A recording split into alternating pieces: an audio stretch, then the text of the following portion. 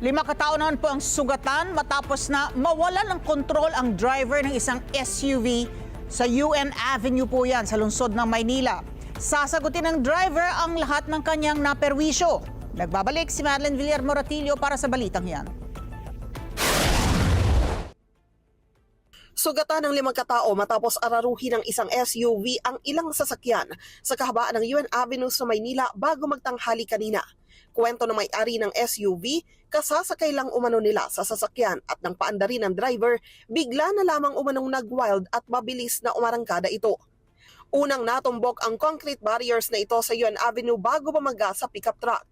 Sa lakas ng impact, natumba ang ilang concrete barrier. Ayon sa driver ng pickup, kitang-kita niya kung gaano kabilis ang takbo ng SUV maging ang pagtama nito sa mga motorsiklo sa harapan. Lakas ng acceleration hanggang sa makarating dun sa kanto. Pero ang dami ko nang nakitang mga tumilapon na mga nakamotor saka tricycle, tinamaan. In fact, yun ang pinaka-nagrabe, yung tumilapon na driver ng tricycle.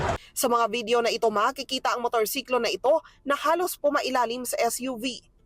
Ayon sa pulisya, nasa 14 na sasakyan ang nadamay sa aksidente. Kabilang dyan ang ilang motorsiklo, SUV at tricycle.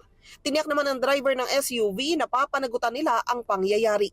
Harapin natin kung ano pa na problem. Okay?